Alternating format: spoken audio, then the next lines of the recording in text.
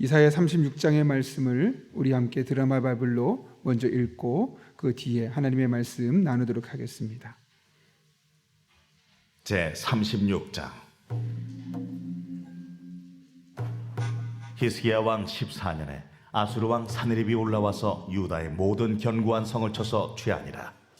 아수르 왕이 라기스에서부터 랍사게를 예루살렘으로 보내되 대군을 거느리고 히스기야 왕에게로 가게 하매 그가 윈못 수도 곁 세탁자의 밭 큰 길에 서매 힐기야의 아들 왕궁 맡은 자 엘리야김과 서기관 셈나와 아삽의 아들 사관 요아가 그에게 나아가니라. 랍사게가 그들에게 이르되 이제 히스기야에게 말하라. 대왕 아수르 왕이 이같이 말씀하시기를 내가 믿는 바 그 믿는 것이 무엇이냐. 내가 말하노니 내가 좋게 싸울 계략과 용맹이 있노라 함은 입술에 붙은 말뿐이니라.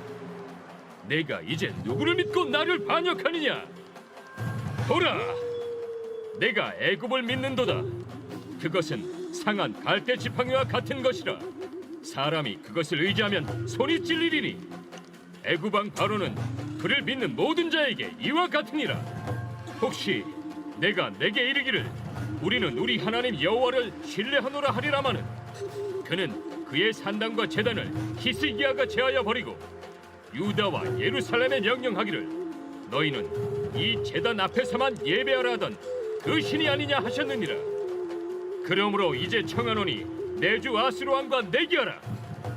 내가 내게 말 2,000필을 주어도 너는 그 탈자를 능히 내지 못하리라. 그런즉 내가 어찌 내 주의 종 가운데 극히 작은 총독한 사람인들 물리칠 수 있으리야. 어찌 애굽을 믿고 병거와 기병을 얻으려 하느냐. 내가 이제 올라와서 이 땅을 멸하는 것이 여호와의 뜻이 없음이겠느냐. 여호와께서 내게 이르시기를 올라가 그 땅을 쳐서 멸하라 하셨느니라. 이에 엘리야김과 셈나와 요아가 랍사게에게 이르되 우리가 아람 방언을 아오니 청하건대 그 방언으로 당신의 종들에게 말하고 성 위에 있는 백성이 듣는 데에서 우리에게 유다 방언으로 말하지 마소서. 랍사게가 이르되 내 주께서 이 일을 내 주와 내게만 말하라고 나를 보내신 것이냐. 너희와 함께 자기의 대변을 먹으며 자기의 소변을 마실 성 위에 앉은 사람들에게도 하라고 보내신 것이 아니냐. 이에 랍사게가 일어서서 유다 방언으로 크게 외쳐 이르되 너희는 대왕 아수르 왕의 말씀을 들으라. 왕의 말씀에 너희는 히스기야에게 미혹되지 말라. 그가 능히 너희를 건지지 못할 것이니라. 히스기야가 너희에게 여호와를 신뢰하게 하려는 것을 따르지 말라. 그가 말하기를 여호와께서 반드시 우리를 건지시리니 이 성이 아수르 왕의 손에 넘어가지 아니하니라 할지라도 히스기야의 말을 듣지 말라. 아수르 왕이 또 이같이 말씀하시기를 너희는 내게 항복하고 내게로 나아오라. 그리하면 너희가 각각 자기의 포도와 자기의 무화과를 먹을 것이며 각각 자기의 우물물을 마실 것이요 내가 와서 너희를 너희 본토와 같이 곡식과 포도주와 떡과 포도원이 있는 땅에 옮기기까지 하리라. 혹시 히스기야가 너희에게 이르기를 여호와께서 우리를 건지시리라 할지라도 속지 말라. 열국의 신들 중에 자기의 땅을 아수르 왕의 손에서 건진 자가 있느냐. 하맛과 아르밧의 신들이 어디 있느냐. 스발라임의 신들이 어디 있느냐. 그들이 사마리아를 내 손에서 건졌느냐. 이 열방의 신들 중에 어떤 신이 자기의 나라를 내 손에서 건져냈기에 여호와가 능히 예루살렘을 내 손에서 건지겠느냐 하셨느니라. 그러나 그들이 잠잠하여 한 말도 대답하지 아니하였으니 이는 왕이 그들에게 명령하여 대답하지 말라 하였음이었더라.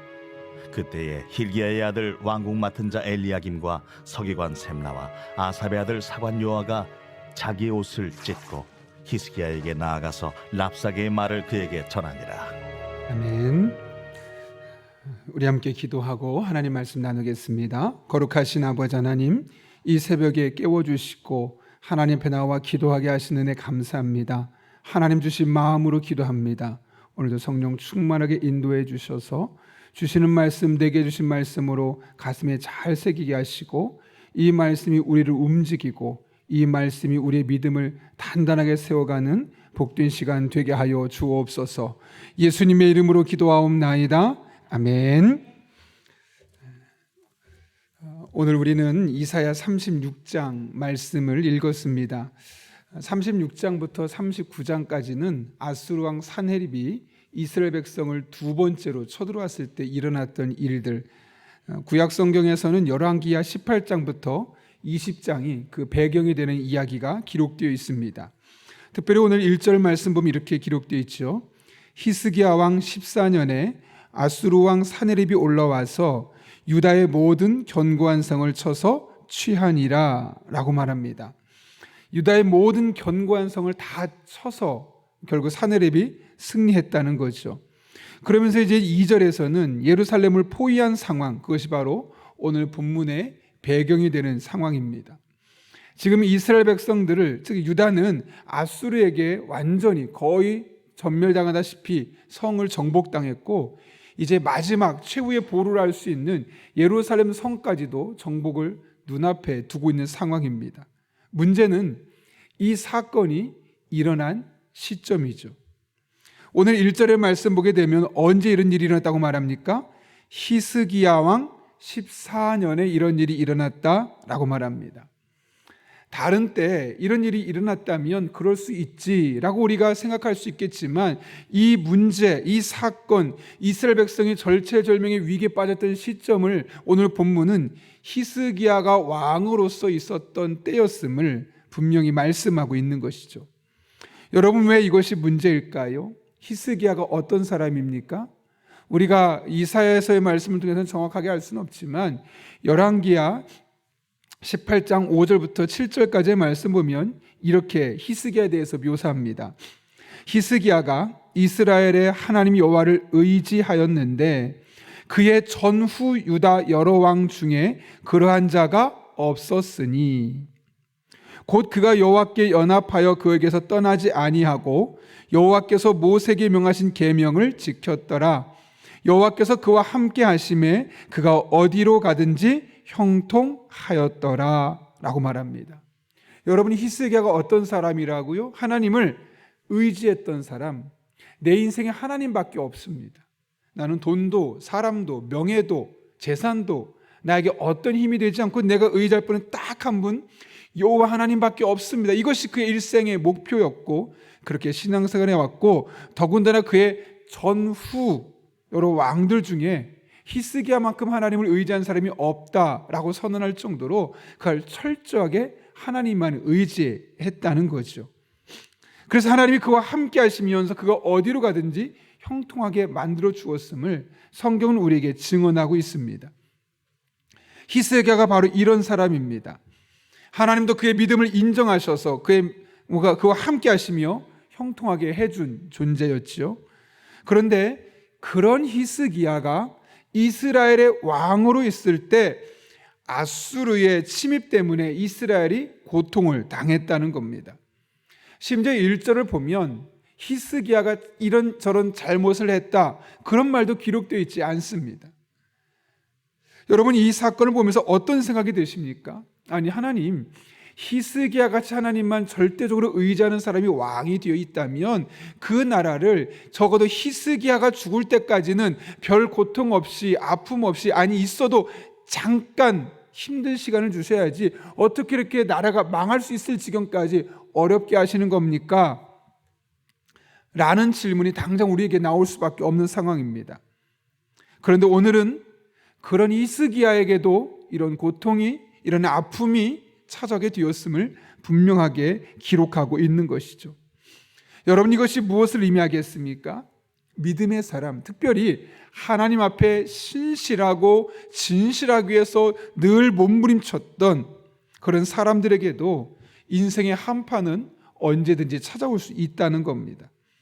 하나님을 향한 나의 믿음과 헌신 그리고 열정이 무색해지도록 힘든 일이 우리에게도 얼마든지 닥칠 수 있다는 것이죠. 중요한 건 하나님께서 먼저 내가 너의 삶에 이런 일이 있을 거야라고, 이런 일을 허락할 거야라고 먼저 그 이유를 설명한다던가 언제쯤 끝날 것이라든가 그 시험의 목적과 고통을 먼저 말씀해 주지 않을 때가 많다는 것이죠. 또 그렇다고 해서 우리 인간의 지혜와 능력으로 그 모든 것을 잘 계산하고 예측해서 앞으로 이런 일이 일어날 거라고 완벽하게 준비하거나 그 문제를 해결할 수 있는 지혜와 능력 또한 우리에게 부족하다는 데 문제가 있습니다. 그래서 우리들의 삶을 막막하게 하는 이런 상황이 닥쳐올 때 우리가 정말 인생의 한파라고 말할 수밖에 없는 것이죠. 오늘 본문 4절의 말씀처럼 내가 믿는 바 그 믿는 것이 무엇이냐? 너 하나님 믿는다며? 너 신앙생활 열심히 했잖아. 그 무슨 의미가 있어? 이런 소리를 들을 수 있는 상황이 찾아온다는 거죠. 7절처럼 우리 하나님 여호와를 조롱하는, 혹시 내가 내게 이르기를 우리는 우리 하나님 여호와를 신뢰하노라 하리라마는 그는 그의 산당과 제단을 히스기야가 같이 하여 버리고 유다와 예루살렘에 명령하기를 너희는 이 제단 앞에서만 예배하라 하던 그 신이 아니냐? 이렇게 하나님이 조롱당하는 일도 겪게 될 것을 말씀합니다. 심지어 어떤 사람은 10절처럼 내가 이제 올라와서 이 땅을 멸하는 것이 여호와의 뜻이 없음이겠느냐? 하나님의 뜻일지도 몰라. 네가 고통당하고 너의 삶에 이런 아픔이 있는 것은 하나님의 뜻이야라고 단정 짓는 일들도 있을 것임을 말씀하고 있는 것이죠. 그럴 정도로 우리 믿음의 사람, 특별히 나 하나님밖에 없어요. 저만큼 열심히 신앙을 사는 사람 본 적 없잖아요. 이렇게 자신 있게 말할 수 있는 사람에게도 말문이 턱 막힐 수밖에 없는 상황이 찾아올 수 있음을 말씀하는 거죠.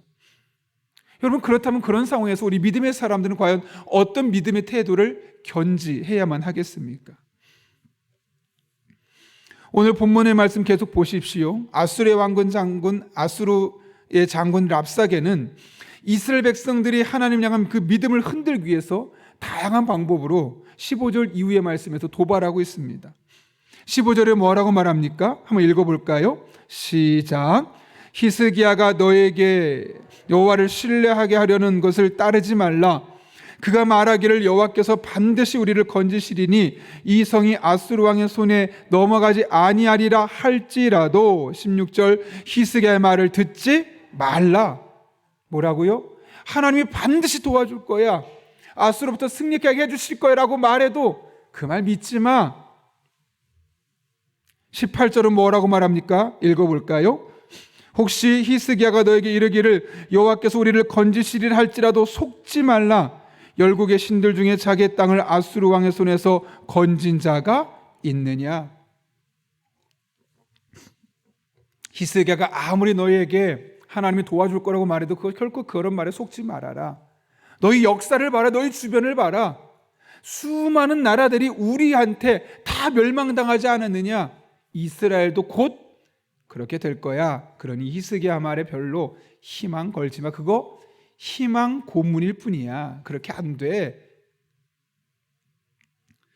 그러면서 19절에서는 어떻게 말합니까?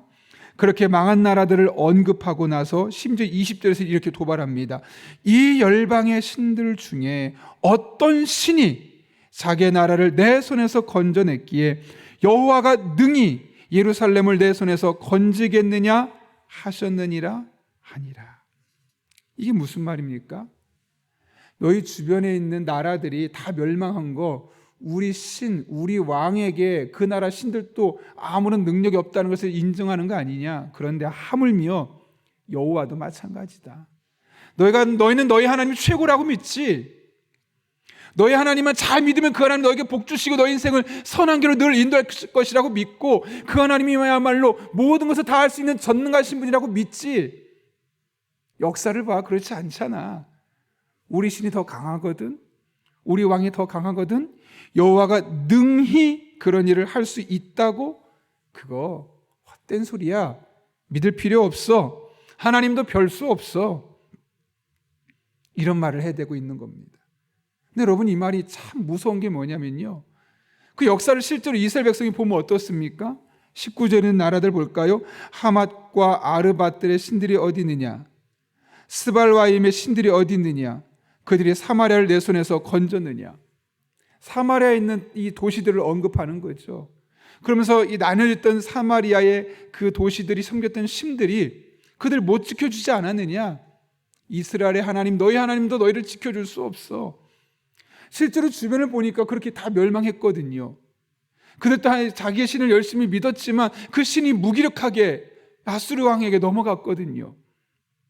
그게 그냥 허튼 소리였고 허풍이었다면 뭐 우리가 한번 해볼 만하지라고 말할 텐데, 실제로 주변 역사를 보니까 다 그렇게 멸망하고 있는 겁니다. 이스라엘 백성들의 마음이 어땠을까요? 허튼 소리가 아니라 실제로 그런 일들이 일어나고 있으니까 이런 말들에 대해서 더욱더 압박감이 찾아올 수밖에 없는 겁니다. 진짜 우리나라도 그렇게 되면 어떡하지? 왜냐하면요, 지금 이스라엘도 어땠습니까? 수많은 견고한 성들이 다 무너졌잖아요. 그리고 마지막 하나 예루살렘 하나 남아있잖아요. 이것까지 넘어지면 우리 끝장나는 거다. 그럴 수밖에 없는 것이 지금 이스라엘 백성들의 모습이라는 거죠. 그런데 이럴 때 이스라엘 백성들이, 특별히 지도자들이 어떻게 했습니까? 오늘 본문 21절 말씀 같이 한번 읽어볼까요? 시작. 그러나 그들이 잠잠하여 한 말도 대답하지 아니하였으니 이는 왕이 그들에게 명령하여 대답하지 말라 하였음이었더라. 아멘. 여기 어떻게 했다고요? 잠잠하여 그 랍사게의 말에 가타부타 한마디도 말하지 않고 있었다. 그 이유는 무엇 때문이라고요? 히스기야 왕이 그들의 말에 대답하지 말라라고 이미 명령한 바가 있기 때문에 그렇다는 거죠. 오늘 우리가 읽은 성경에 나와 있지는 않지만 그 이면에 히스기야가 이 신하들이 했었던 수많은 이야기들, 이런 것들이 지금 기록되어 있음을 우리는 볼 수 있는 겁니다. 왜, 그렇다면 히스기야는 왜 그들에게 잠잠하라고 했을까요? 잠잠히 있으라는 도대체 무엇을 의미하는 걸까요? 실제로 아무 말도 하지 말고 가만히 있어, 꿀먹은 벙어리처럼 있어, 그런 말을 하지 말라는 것이 가장 큰 의도였을까요? 그렇지 않죠. 오히려 이런 소리에, 어떤 소리를 하더라도 그것에 일희일비하면서 우왕좌왕하면서 갈팡질팡하면서 흔들리는 모습을 보여주지 말라라는 것이요, 하나님이 하실 일을 기대하며 믿음으로 잠잠히 기다려라 라는 말 아니겠습니까? 대표적인 예가 시편 62편이죠. 다윗의 시입니다. 다윗이 뭐라고 고백합니까? 나의 영혼이 잠잠히 하나님만 바람이요. 왜요? 나의 구원이 그에게서 나오는도다. 2절에 오직 그만이 나의 반석이시요 나의 구원이시요 나의 요새시니 내가 크게 흔들리지 아니하리로다. 이게 무슨 말이겠습니까? 나를 흔드는 일들이 너무나 많다는 거예요. 가정에서도 나를 흔들고요, 회사 갔더니 회사에서도 내 믿음을 자꾸 흔드는 일이 생기고요, 교회 왔는데 교회 안에서도 나를 힘겹게 하는 일들이 생기고요, 내가 크게 흔들릴 수밖에 없는 일, 그런 일들이 계속해서 물밀듯이 우리에게 찾아온다는 거죠. 밀물처럼. 그런데 다윗은 흔들리기는 흔들렸다는 거예요. 그런데 크게 흔들리지 않았대요. 왜요? 무엇을 바라봤기 때문에요? 잠잠하게 하나님만 바라봤기 때문에요. 그 하나님이 어떤 하나님이세요? 나를 구원하실 하나님, 나의 반석이시요 구원이시요 나의 요새가 되어주시는 하나님.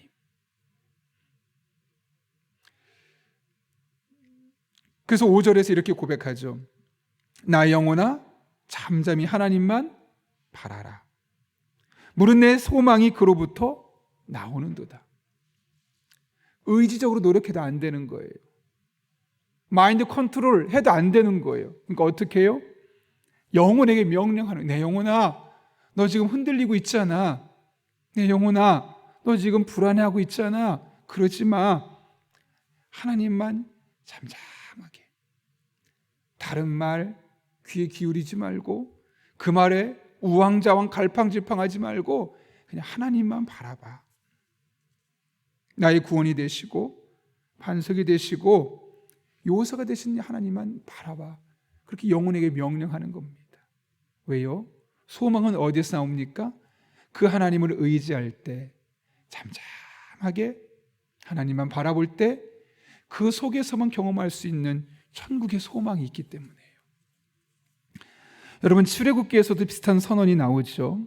그것은 모세가 홍해 앞에 서 있었을 때 앞에는 홍해가 가로막고 있고 뒤에서는 바로의 군대가 병거를 타고 쫓아오고 있는 겁니다. 그 당시 애굽 바로의 병거 군인들은 아주 탁월한 군인이었고 이스라엘 백성들은 제대로 된 군인이 아니었고 그냥 농사일만 하던 사람들이었거든요. 그렇게 앞으로 막혀 있고 뒤에서도 쫓겨 있는 진퇴양난의 상황에서 모세가 이스라엘 백성에게 이런 이야기를 하죠. 출애굽기 14장 13절인데요. 모세가 백성에게 이르되 너희는 두려워하지 말고 가만히 서서 여호와께서 오늘 너희를 위하여 행하시는 구원을 보라. 너희가 오늘 본 애굽 사람을 영원히 다시 보지 아니하리라. 여호와께서 너희를 위해 싸우시리니 너희는 가만히 있을지니라. 아멘이십니까? 여호와께서 너희를 위해 싸우실 거니까 그것 때문에 흔들리지 마. 그것 때문에 너무 갈팡질팡하지 말고 그것 때문에 너무 속상해하지 마. 가만히 하나님이 하실 일만 바라봐. 두 손 두 발 다 놓고 할 수 있는 것이 아무것도 없어서 절망적이지 그냥 하나님만 바라봐. 그러면 그 하나님께서 싸워주실 거야. 그러면 그 하나님이 구원해 주실 거야. 오늘날 너희를 위하여 행하시는 구원만 바라봐 라고 말씀하는 것이죠. 여기 보게 되면 두려움과 가만히 있어를 서로 대조하고 있죠. 그러므로 잠잠한다는 것은 무엇을 의미할까요? 두려워하지 말라는 것이고, 다른 말로 하면 우리를 위해 싸우시고 우리를 위해 일하신 하나님만을 바라보고 의지하라는 것을 우리에게 말씀하는 것이죠. 여러분, 이 시대를 바라보며 어떤 생각이 드십니까? 어떤 단어가 여러분의 생각 속에 가장 먼저 떠오르는 단어들입니까? 희망, 기쁨, 은혜, 축복, 미래 이런 단어들입니까? 아니면 절망, 아픔, 불행, 슬픔, 좌절, 고통, 시련 이런 단어들입니까? 오늘날 우리의 시대를 바라보면 희망적인 단어들보다는 이 절망적인 우리의 미래를 암울하게 만드는 단어들이 얼마나 많은지 모릅니다. 왜요? 시대 상황이 실제로 그렇고요. 그런 시대 상황 속에서 어쩔 수 없는, 무엇도 해낼 수 없는 우리들의 무기력한 모습을 더하면 우리는 그런 단어들이 떠오를 수밖에 없습니다. 그럼에도 불구하고 이런 시대 상황 속에서 이런 무기력한 우리들의 모습 속에서도 우리가 끝까지 견지해야 할 신앙의 모습은 무엇이겠습니까? 우리를 위해 싸우신 하나님을 끝까지 신뢰하며 그분만 바라보며 그분만 의지하며 믿음의 길을 한 걸음 한 걸음 걸어가는 것이죠. 우리를 두렵게 만드는 상황이 아니라 우리를 크게 흔드는 이 지각 변동시켜주는 이 세상을 바라보는 것이 아니라 우리를 행하실 하나님의 구원을 바라보며 믿음으로 한 걸음 한 걸음 나아가는 것이지요. 우리를 보고 너는 내 아들이다, 너는 내 딸이다 말씀하시는 그 하나님만을 잠잠히 바라보고 가만히 있어 하나님의 구원하심을 믿음으로 기대하는 것이지요. 제가 최근에 읽은 에세이가 있다고 한번 이야기한 적이 있습니다. 그 중에 한 칼럼 꼭지에 여인이 어찌라는 그런 내용의 글이 있었습니다. 42세 산모가 출산을 했는데요, 아이가 거의 한 4kg에 가까울 정도로 컸습니다. 문제는 아이가 갑작스럽게 컸다는 것이 이제 나타나게 된 거죠. 아마도 소아당뇨 같다. 급하게 그 아이를 출산하자마자 중환자실로 옮기고, 그렇게 며칠 뒤에 엄마는 이제 퇴원하고 아이는 중환자실에 있는 거죠. 근데 엄마가 매일 아침마다 오는 겁니다. 그 아이를 보겠다고. 요즘보다 더 추운 겨울이었는데 아침마다 집에서 버스를 한 30분 정도 타고 와서 병원의 중환자실에서 아이 얼굴 모습 보고 가고 보고 가고, 그것이 매일매일의 일상이었습니다. 그런데 그 어머니를 보면서 의사가 보기에 참 너무 마음이 아픈 거죠. 왜냐하면 그 엄마가 정신지체 3급이었고요. 아빠는 알코올 중독자여서 치료를 받고 있는 상황이었습니다. 의사가 그런 아이를 보고 그런 부모를 보면서 어떤 마음이 들었을까요? 마음속에 아이를 키울 수 있는 능력이 없는 사람은 이 임신도 하지 말아야 돼. 속으로 매몰차게 생각했던 거죠. 당신들이 자격도 없는 사람들이 왜 아이를 가지고 나와서 이렇게 아이를 힘들게 만드는 거냐고 막 속에서 그 엄마를 보면서 원망의 마음이 생기더랍니다. 그런데 매일 한결같이 오는 그 어머니 모습을 보면서 어느 날 문득 안타까운 마음에 그렇게 와서 앉아만 있는 게 도대체 무슨 소용이 있습니까?